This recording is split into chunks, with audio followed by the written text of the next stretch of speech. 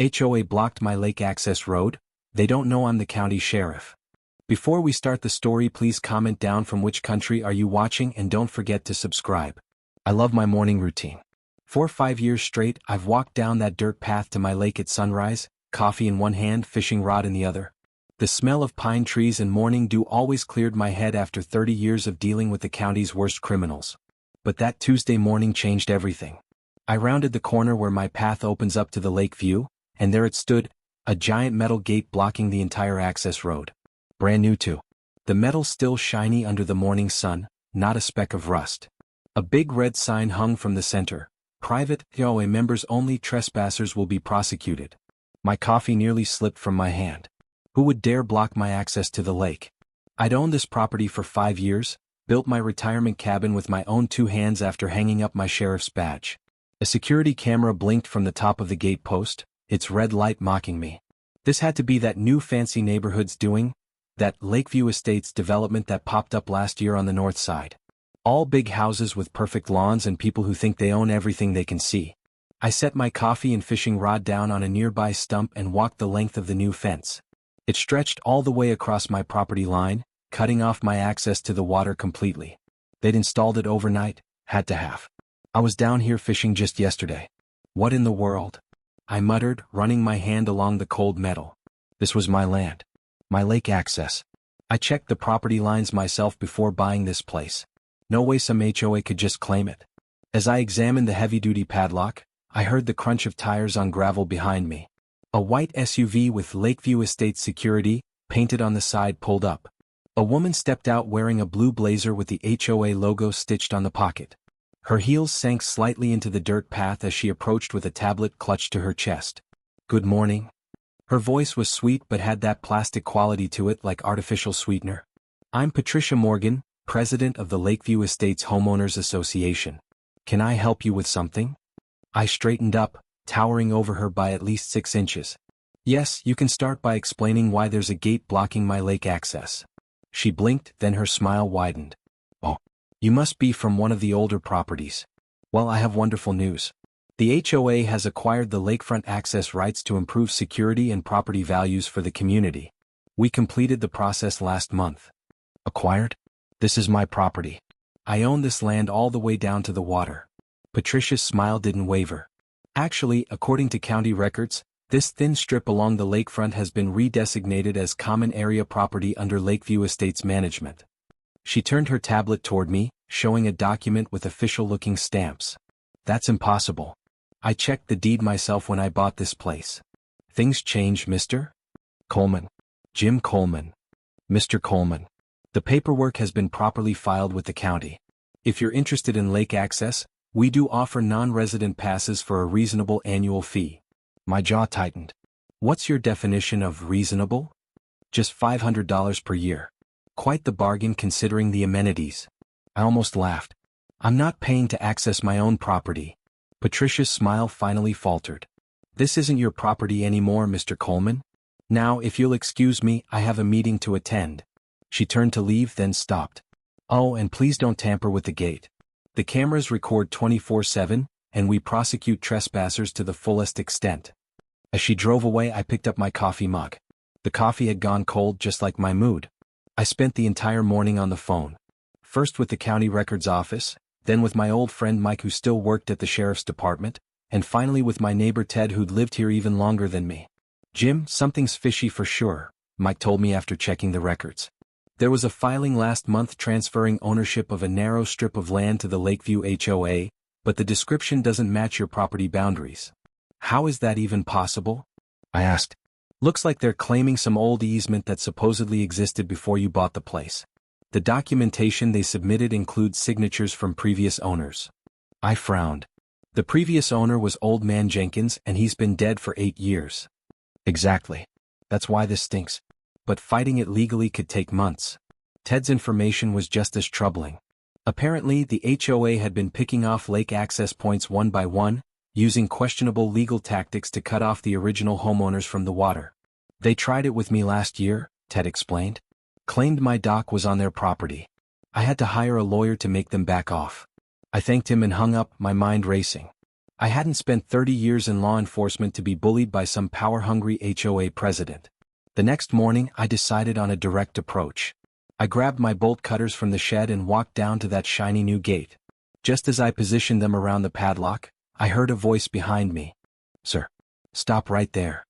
A young security guard in a Lakeview Estates uniform approached quickly, hand resting on his belt like he thought he was a real officer. "I'm going to have to ask you to step away from the gate," he said, looking nervous but trying to sound authoritative. I lowered the bolt cutters. "Son, do you know whose property this is?" "This is HOA property, sir. I've been instructed to report any tampering."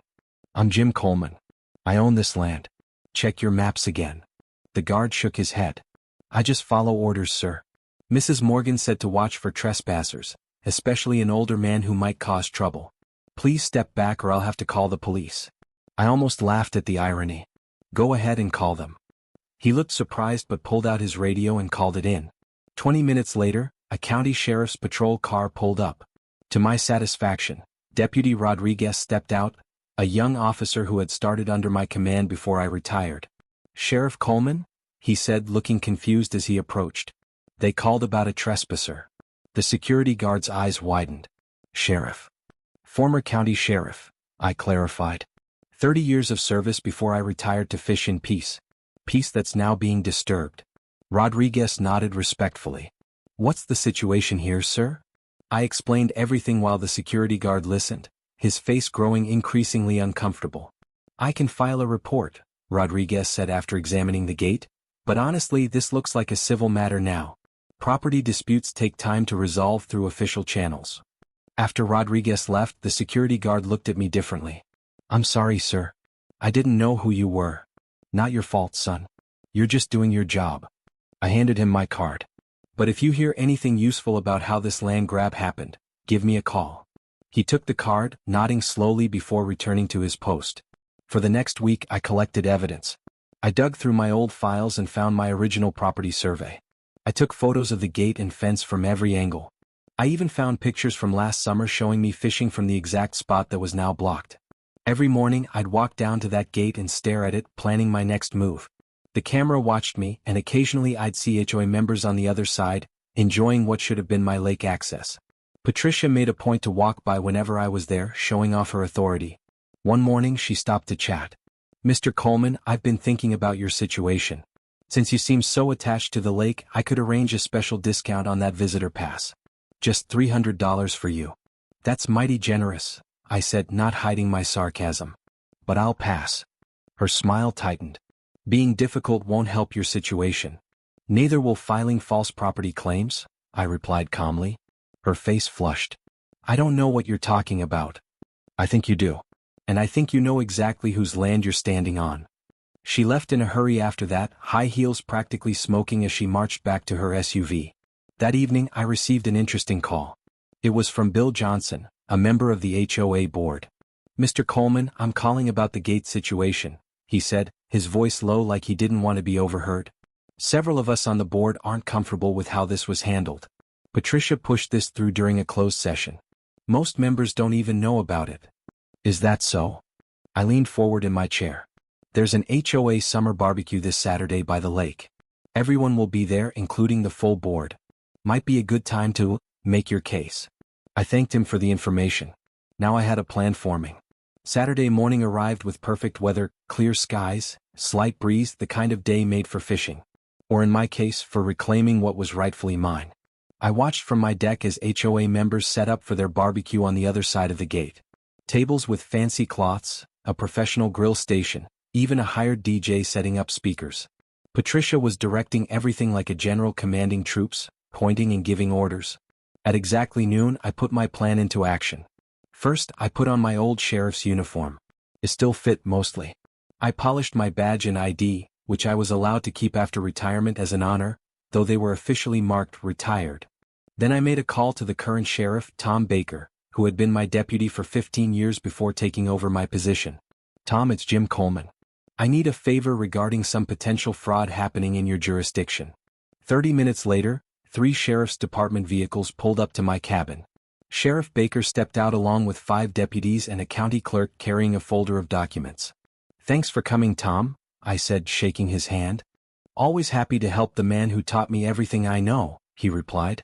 You sure about this approach? Could get messy. Sometimes messy is necessary when people refuse to listen to reason. We walked down to the gate together, an impressive line of uniforms and badges. The party on the other side went quiet as we approached. Patricia spotted us and came marching over, her face a mixture of confusion and alarm. What's going on here? She demanded. This is a private HOA event. Sheriff Baker stepped forward. Ma'am, I'm Sheriff Tom Baker. We've received reports of potential property fraud concerning this land. I need to see documentation proving you have rights to this property. Patricia's face went pale, but she quickly composed herself. Of course, Sheriff. We filed all the proper paperwork last month. This is HOA land now. Actually, I stepped forward, this is my land. Always has been. Mr. Coleman, we've been through this, Patricia said dismissively. The HOA acquired this access strip legally. Sheriff Baker nodded to the county clerk, who opened his folder. We have the original property survey here, ma'am. This land belongs to James Coleman. The document your HOA filed last month has several discrepancies that suggest fraud. Patricia's eyes widened. But our attorney assured us. Your attorney might want to check his facts, I interrupted. I was county sheriff for 30 years. I know every inch of this county and exactly how property lines work. The crowd of HOA members had gathered around now, watching the scene unfold. I spotted Bill Johnson in the back, giving me a slight nod. Sheriff Baker continued, all business. Ma'am, we're opening an investigation into the filing of falsified property documents. In the meantime, this gate needs to be removed immediately as it constitutes illegal obstruction of private property. This is outrageous. Patricia sputtered. We spent thousands on this security system. Should have spent it on better legal advice, I said. An older gentleman pushed through the crowd, a distinguished-looking man with silver hair. Patricia, what is going on? You told the board this land was available for legal acquisition. It was Richard. I followed all protocols. Richard, who I assumed was another board member, looked at the documents the clerk was holding. His face darkened. These signatures. This is dated 3 months ago, but we only discussed this acquisition last month. He looked at Patricia. And this signature from the previous owner, isn't he deceased? The murmurs from the crowd grew louder. Patricia looked like she might faint. Sheriff Baker stepped in. Ma'am, we have 2 options here. You can authorize the immediate removal of this gate and cease all claims to this property, or we can pursue criminal charges for filing falsified documents. Patricia looked around desperately but found no allies. Even her security guard was looking away. Fine, she said through gritted teeth. Remove the gate. Within an hour, a locksmith had removed the padlock, and workers were dismantling the entire gate structure. The HOA barbecue continued, but with a distinctly subdued atmosphere. Many members stopped to apologize to me, claiming they had no idea what Patricia had done. Richard, who turned out to be the HOA vice president, approached me with an extended hand. Mr. Coleman, I want to personally apologize for this situation. The board was misled about the acquisition of this property. I shook his hand. I appreciate that. Patricia has been ambitious since becoming president. This isn't the first time she's overstepped, but it will certainly be the last. He looked back at the party where Patricia was noticeably absent. We're calling an emergency board meeting tonight. I suspect we'll have a new president by morning. As the workers removed the last parts of the gate, I felt a weight lift from my shoulders. The path to my lake was clear again. Sheriff Baker walked over to congratulate me. Just like old times, Jim? You always did have a knack for solving problems. I smiled. Couldn't have done it without your help, Tom. Actually, you probably could have. But it wouldn't have been nearly as dramatic. He laughed, clapping me on the shoulder. Let me know if they give you any more trouble. As the sheriff's vehicles drove away, I stood looking at the now clear path to the lake. The post holes where the gate had stood were the only evidence of Patricia's scheme. A young family from the HOA approached cautiously. The father spoke first. Sir, we just wanted to say we're sorry about what happened. We moved here 3 months ago and had no idea about any of this. His wife nodded. We were told the lake access was always HOA property. Their little boy, about 7 years old, piped up. Do you really fish here every day? I smiled at him. Every morning, weather permitting. Cool. I've never been fishing before. His parents looked embarrassed, but I just laughed. Well, if you're interested, I could teach you sometime. The lake has some of the best bass in the county. The boy's eyes lit up, and his parents smiled gratefully. "That would be wonderful," his mother said. "Thank you for being so understanding." As they walked away, I realized something important. This wasn't about keeping people away from the lake. It was about stopping people like Patricia from taking what wasn't theirs. The next morning, I walked down to the lake with my coffee and fishing rod, just like I had for 5 years before this whole mess started. The sun was rising over the water, painting the sky in oranges and pinks. No gate blocked my path, no camera watched my movements. As I set up my fishing spot on the dock, I heard footsteps behind me. It was Richard, the HOA vice president, dressed casually in jeans and a sweater. "Hope I'm not intruding," he said. "Not at all. Coffee?" I offered my thermos. "Thanks." He poured some into the cup I handed him. "I wanted to let you know that Patricia has been removed as president. The board voted unanimously last night." Can't say I'm surprised. We've also started an internal audit. Turns out this wasn't her first creative interpretation of property rights.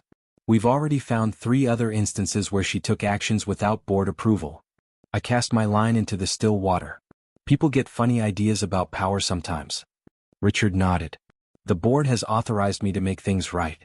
We'd like to propose a proper agreement, a public access point to the lake on the east side where that old boat launch used to be.